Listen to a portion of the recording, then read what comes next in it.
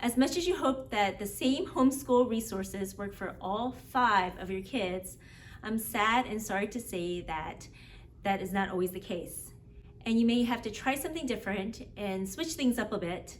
In this video, I am going to share our hits and misses for our kindergarten and our preschool year. If you're new here, I'm Yuri, and we're in our 10th year of homeschooling. And currently, I have a pre-K student, a 1st grader, a 4th grader, a 6th grader, and an 8th grader homeschooling this year. We have tried various resources over the years, and some have worked really great for all 5 of our kids, and some of them we had to adjust and try something different. Our current 1st grader is highly motivated, and she loves to learn. She enjoys workbooks, coloring, and reading and writing. So honestly, homeschooling her for me is a breeze and a piece of cake because she really enjoys it and looks forward to it. On the flip side, with our 4-year-old, it has always been a struggle to even get her to sit down and focus. And of course, she's going to be that way because she's only 4 years old, and at that age, what 4-year-old doesn't want to play? But I can tell, even from when our children have been 2 years old and 3 years old, like where they stand in their willingness and desire to learn and focus. Let's jump right in with our hits and misses. I'm gonna start with kindergarten. For language arts, we started out with The Good and the Beautiful's Level K, and I was really excited about trying this program out for our kindergartner because of how engaging and how inviting the program looks. But once we got into the program, we found out the program was a little bit all over the place, and our daughter was actually finding the program a little bit on the boring side, which was surprising for me because our daughter loves a lot of activities and coloring and pasting, and The Good and the Beautiful provides a lot of that. But for some reason, our daughter found the program a little bit boring. I have nothing against the Good and the Beautiful program, and I actually think it's a great program, and it works wonderfully for many, many families, but sadly, it hasn't worked for our family. We have tried levels kindergarten, levels 1, 2, and 3, and also level 5. And I have a video that I'll link down below in the description box about our experience with the program that you can check out. So unfortunately, I'm so sad to say that The Good and the Beautiful's Level K Language Arts program was a miss. I'm really glad that we didn't rely just on The Good and the Beautiful because we also incorporated All About Reading Level 1 for the first time. So this was our first year that we actually tried All About Reading, and let me tell you, it was amazing, and our daughter had so much fun with it. The program is very engaging and totally hands-on, and every lesson comes with an activity or two and a game, and our daughter just had so much fun with that. And also, she really enjoyed the readers that came with the program, and sometimes she would just pick up the readers on her own and read them for fun. The only challenge that she had were the wordy word pages that go with the stories in the readers, because in the beginning, when she was learning to read, the pages were kind of daunting because there were a lot of words on the pages, and so it was hard for her to get through them. But after some practice and time, she was zooming right through those pages. And when we finished our last lesson in the program, she was actually begging for more. But I had to tell her, we're done with the program, but maybe next time we can try another level. So All About Reading Level 1 was a definite hit for our kindergartner. Another resource we tried was Lollipop Logic, and this one was intended for grades kindergarten to 2nd grade. And I thought it would be a great idea to include it because our daughter enjoys workbooks, and it's always a great idea to stimulate your mind and to give yourself challenges. So we tried this workbook out, and even the title, Lollipop Logic, is so clever because what kid is not going to be attracted to a title like Lollipop Logic? And so even our, at that time, 3-year-old younger sister would beg to do the workbook the one that I'm going to be talking about later, by the way. She's the preschooler that I'm going to be talking about, who has a hard time focusing, yet she really wanted to do this lollipop logic workbook and would even fight over it with her kindergarten sister. There's some logic puzzles in the resource that I didn't think our kindergartner would actually get, but I was surprised that she actually figured them out. So we're gonna have to say that lollipop logic was a hit for our kindergartner. For handwriting, we went with Abeka's kindergarten handwriting program, pretty much because I happen to have it on hand from the past, but it was a good start to handwriting. And it is pretty basic, so you shouldn't expect too much from the program. So in my opinion, it wasn't anything much more special than a generic handwriting workbook that you might get from Walmart or Costco. But we did enjoy the little house analogy that the program presents in order to teach the child where to write their letters. So we're gonna say that Abeka's kindergarten handwriting program, it was a hit. Our daughter finished the program pretty early in the school year, so I'm glad that we had the Good and the Beautiful's Level 1 handwriting program on hand, and she loved it so much. She really enjoyed the art activities and the fun puzzles that were sprinkled throughout the program. She zoomed right through the pages and finished the program even before her kindergarten year was over. I do have a video reviewing the Good and the Beautiful's handwriting levels and comparing them, so check that out. I'll link it down below in the description box in case you want to learn more about the program. For copywork, our kindergartner got through books 1 and 2 of the Draw Right Now program.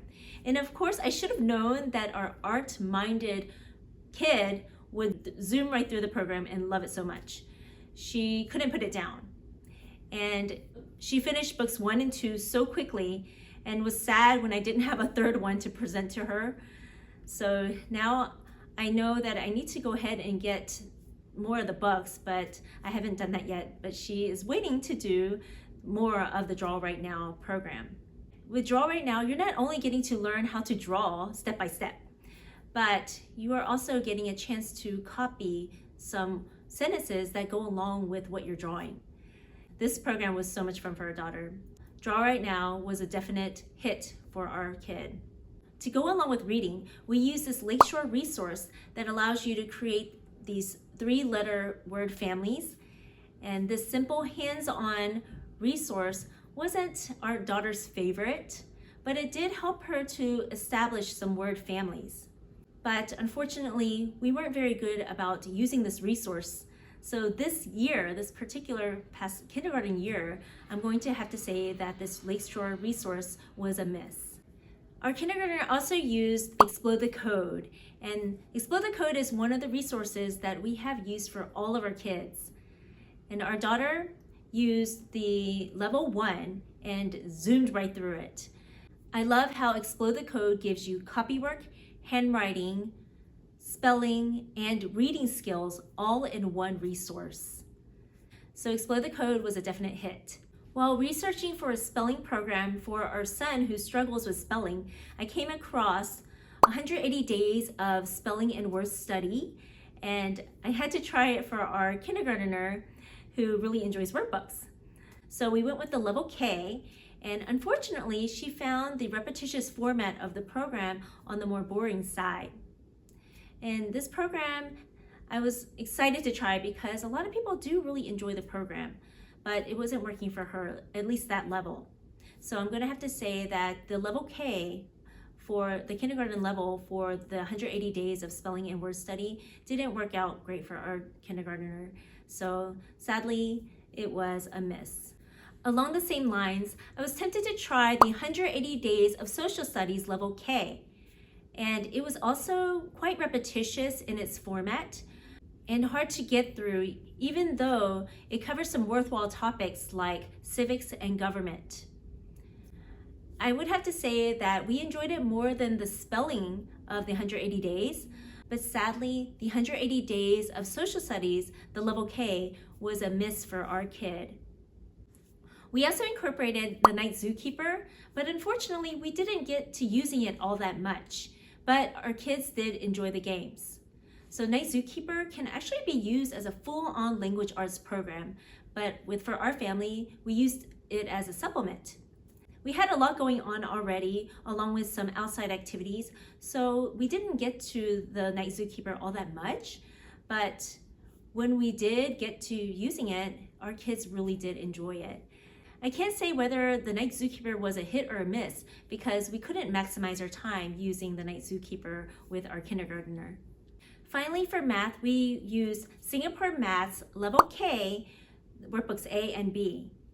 The program doesn't have any color in it, but actually that worked to our advantage because our daughter loves to color and she was able to color the different pictures in the books. And also, because it was just black and white, the pages weren't distracting to the eye. And the Singapore Math program covers math topics and concepts in a way that our daughter wanted to do page after page. So we're going to give Singapore Math Level K a definite win. Let's move on to preschool. And normally we don't do much for our preschoolers and we mostly let them just play.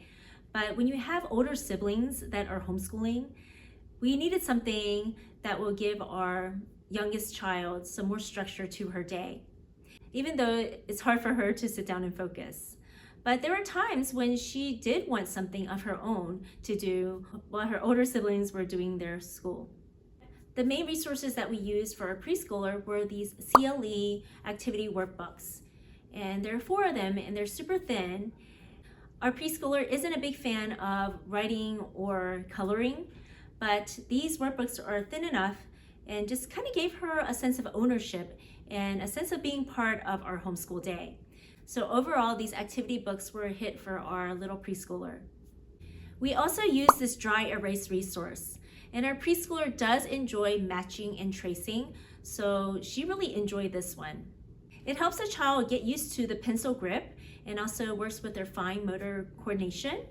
And I really enjoy dry erase resources because they save on paper and you could take them when you travel.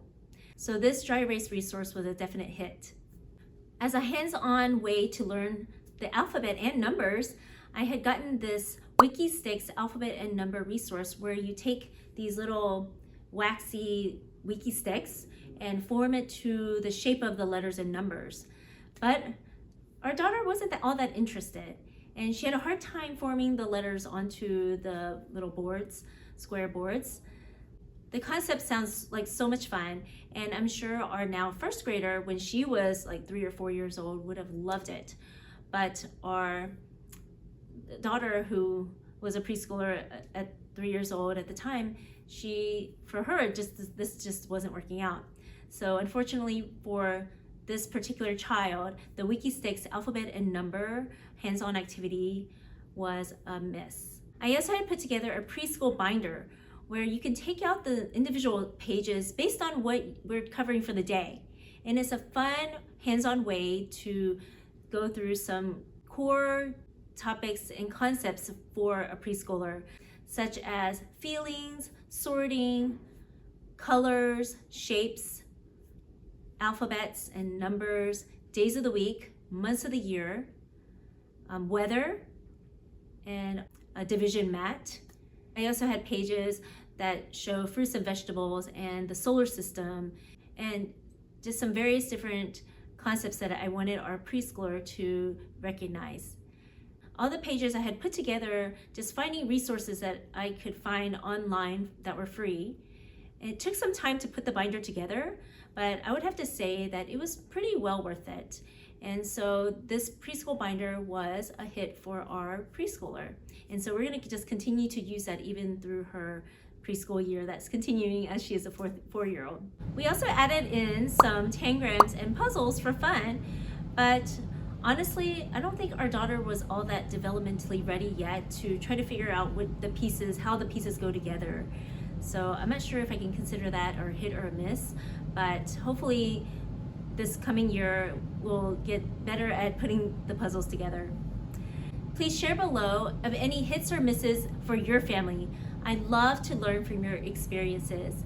And please like this video if it was at all of value to you, gave you some advice, or was entertaining at all.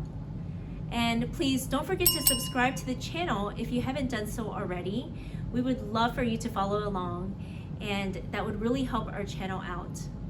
I know how valuable your time can be, so thank you so much for choosing to spend it with me.